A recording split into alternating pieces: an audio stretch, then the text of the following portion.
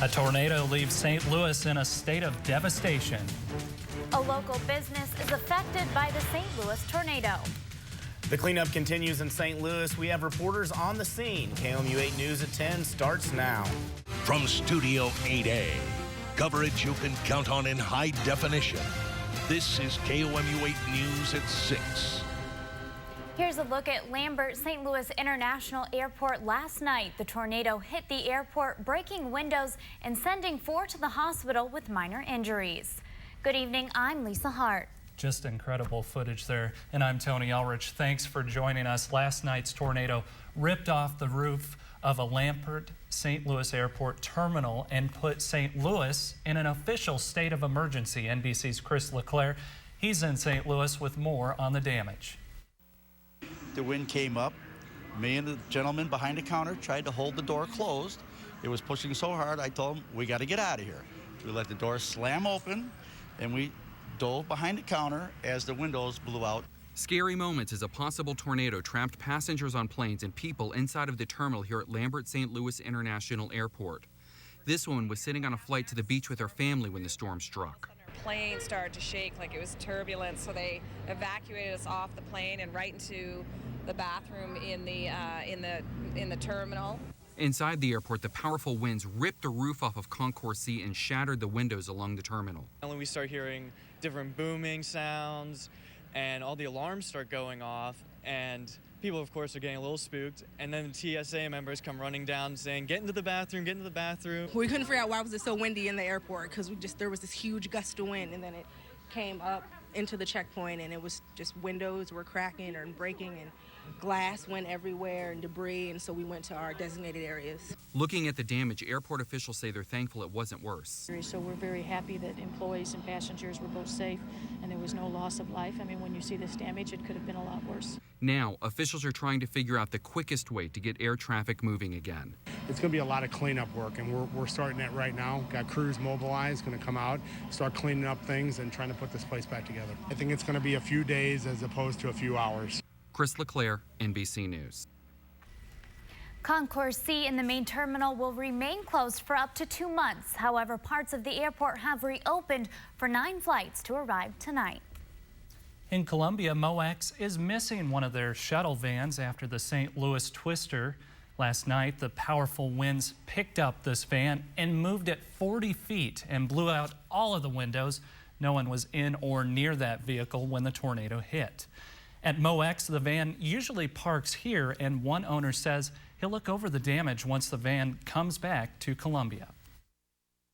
Not excited to see it, but when it's teetering on the side of a parking garage, 25 feet in the air, and the vans are 8,000 pounds, so the force that it took to pick it up off the ground and then set it back on a 4-foot wall is pretty amazing to me.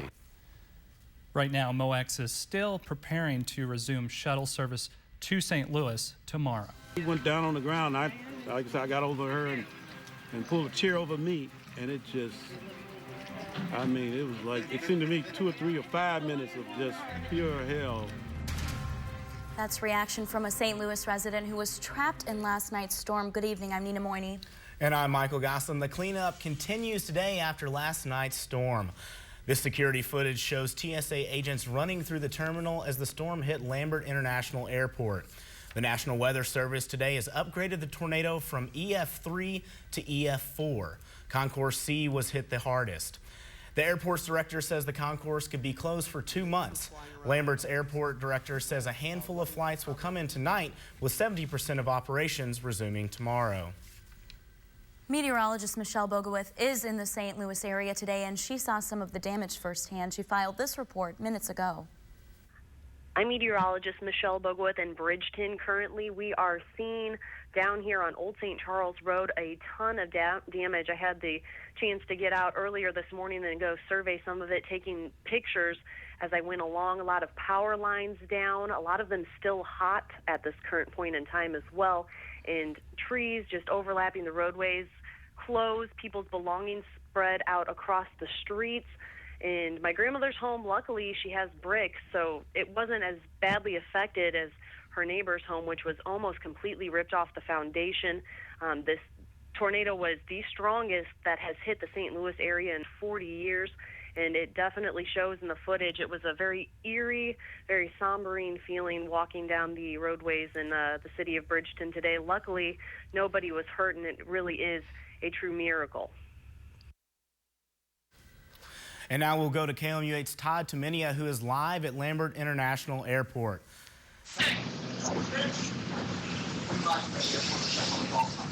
Michael, I'm standing at the far end of Terminal 1 right now at Lambert International Airport, and you can see the crews behind me working late into the night. Right now they have sort of an assembly line process going on where one worker measures out the dimensions, cuts the plywood, then hands it off to be boarded in place of the shattered glass. And you can imagine how much shattered glass that would be, because about 90% of the windows you see are shattered. Workers told me they got here around 8 a.m. and won't be leaving till around 3 a.m.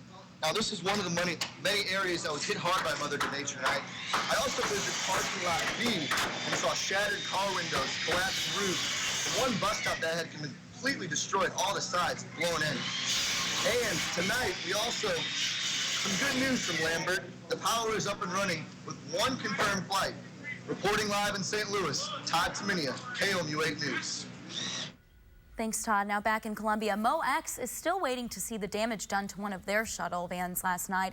The powerful winds picked up this van and moved it 40 feet on top of this ledge, and it blew out all of the windows. No one was in or near the vehicle when the tornado hit.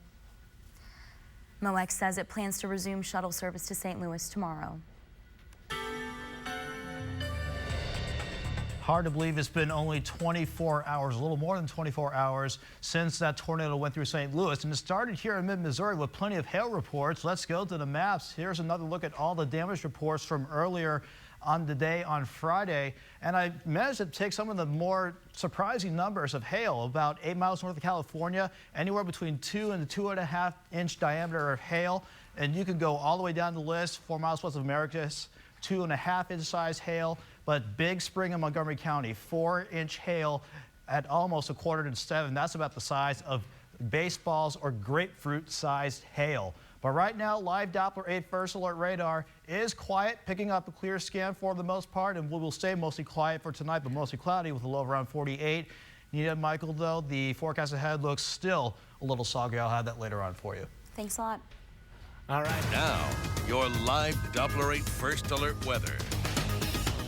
Welcome back. Here is a look back on our day from our first alert day track over the Lake of the Ozarks. The lake managed to catch a shower or two as we woke up this morning, but the clouds eventually gave way to a few peaks of sun before the clouds are rolling back in even as we speak. But let's head back inside, get a quick look at live Doppler 8 first alert radar. Picking up a mostly clear scan, but you can see here just a few showers in southeastern Montauk County, just south of US 50. If surprised to see maybe a rumble of thunder there, but it's mostly a light or to moderate shower. Same thing for southern Gasconade County, just south of US 50 from Drake or Owensville down to the south. A little bit of a heavier shower or a thunderstorm there, but nothing severe expected for tonight if you get caught under any one of these pop-up showers.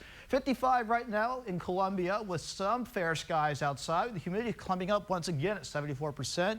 All the more reason to believe that the clouds are moving right back in as we speak. But the winds fairly light out of the north-northwest at 9 miles per hour with a rising barometric pressure at 29.96 inches of mercury. Here's a quick check of temperatures around the viewing area. 49 up in Macon as well as in Brunswick, 51 in Marshall, 56 in Sedalia. Off to the east of Columbia, 53 in Paris, 57 in Herman, still 61 at our state capital right now. Here's a quick peek at the satellite and radar composite over the past 12 hours, and we've just been dealt with a lot of clouds today. Just a few, again, very spotty showers, maybe a few rumble of thunder, but not a big headache compared to where we were 24 hours ago. And speaking of, where is that storm that caused the whole mess, not only here, but back in St. Louis? It's still hanging around, folks. It has now become stationary. It's just stuck right in southern Missouri. And throughout the day, southern Missouri from the Lake of the Ozarks down to Springfield, numerous thunderstorms, and they're still training as we speak, adding up to plenty of rain that we don't need anymore. But unfortunately, if we switch over to PRECIPcast, that front will not want to budge anywhere as we head into tomorrow. But there is some good news, though, starting off for your Easter Sunday. Some of us will see clouds, but some of us will see a few peaks of sun. But overall, we will start off Easter Sunday quiet and free of any precipitation. But as we head into the afternoon and into Sunday night, we're going to watch as the front gets closer and we get several waves of low pressures moving along the front. Gives us more chances for showers and thunderstorms. We can even go in detail hour by hour with the PRECIPcast, our high-rise PRECIPcast, starting off at 10 o'clock. Just a few spotty showers that is picking up right now. Fast forward to 7 a.m. Some spots will see clearing, otherwise we'll stay cloudy but quiet. But as we head into Sunday evening, look for showers and thunderstorms to return once again. And that's just a hint of what our raincast total is picking up. This is projected to go out until Monday evening. Take a look at this. We're just going to get even more rain that we don't need anymore. And this was just updated a little while ago. Anywhere between 1 and maybe 4 inches of rain expected. And I still think it's being a little conservative. So we really have to watch for flooding as we head throughout the first part of your work week. But not for tonight, though. Mostly cloudy skies, still a stray shower or storm possible with a low of around 48. For your Easter Sunday, starting off quiet, but we'll be top out of 61. We'll look for thunderstorms in the afternoon. Looking ahead towards the next 5 days, Monday, Tuesday, Wednesday. Still unsettled, but we'll get it out of here for Wednesday afternoon. Highs in the 60s. We'll go back to 60 for Wednesday and Thursday, but Thursday we really start to turn the corner. We will finally see some dry time heading into next weekend and actually warming back up to more pleasant temperatures, highs in the mid-70s. All right, thanks, Nick. You're welcome. That's what we want to hear.